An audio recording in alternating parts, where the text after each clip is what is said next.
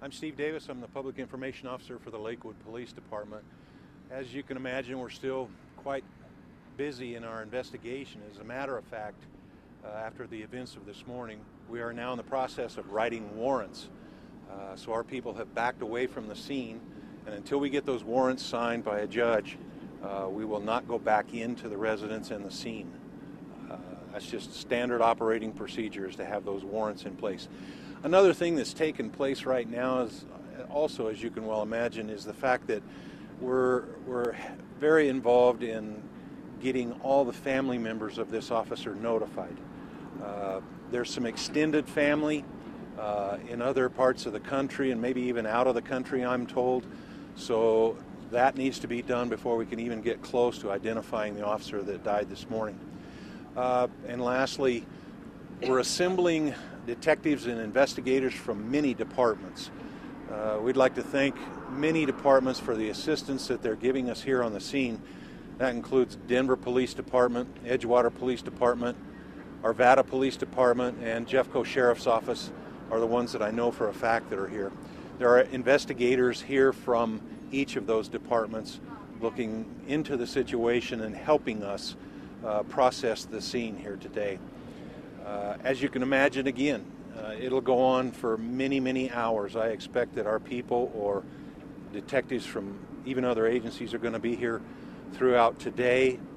Good chance for a day or two. I don't really have a timeline on that as of now. As far as the officer who died, again, first and foremost, our thoughts and prayers to his family. Personal information on him, like I said, it's too premature. It's just too early to release much about him. I can tell you that he was a veteran of almost 7 years on the department, and that he's approximately 34, 35 years of age. But other than that, I really have no more personal information on him. I'll try to answer some of your questions. Keep in mind that I'm sure there are many questions I'm not going to be able to answer at this point, but if you've got them, I'll sure take them. What's the address of the house? I'm sorry? The address of the home that you guys are investigating? I believe it's 1940 Eaton Street. Steve, sources are telling us that the police officer was killed by another officer. We've heard that, and that is one scenario. The question was that the officer was hit by fire from another officer, and I caution everyone that that is a scenario right now. It is not confirmed completely. There are more than one scenario, as you can imagine, though, yes. Was that situation created by the complications with the pit bulls inside the house? I don't know that. Yes, we did receive information that there were 2 or 3 pit bulls inside the house that we needed to deal with before we went back in there. So that was something that was happening on top of everything else going on at the time. I'm sorry. That was part of my question, but I've spoken with neighbors saying that SWAT was on scene and that they actually went inside a home and tried to help protect the family that was in a nearby home.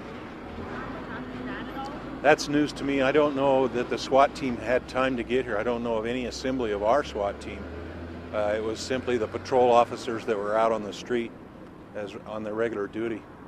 And again, I said earlier, and I'll reiterate a little bit here, we were in the area prior to this happening on a totally unrelated call.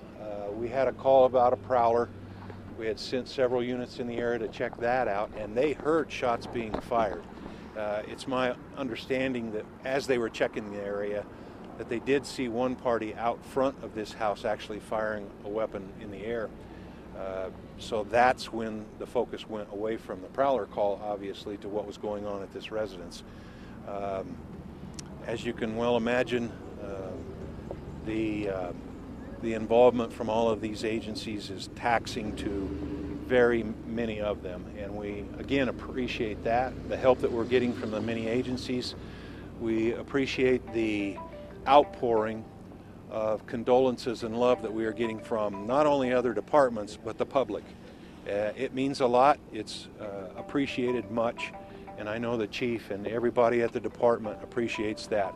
I assume that we'll be able to talk to you a little bit later today again.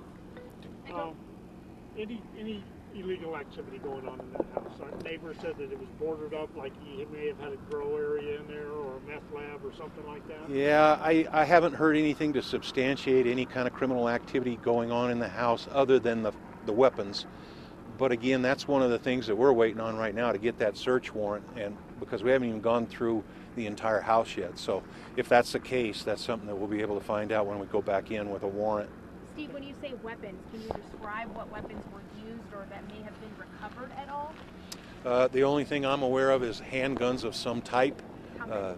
I don't know. I don't know how many. I don't know what caliber. All I know is some type of handgun or handguns that these people had. Can you describe the three people that are in custody at all? Men, women? 3 men, as far as I know. Yeah. Steve, at the time that the officer was killed, were the suspects already in custody? You know, I think so. I think these 3 were in custody. As far as I know, yes.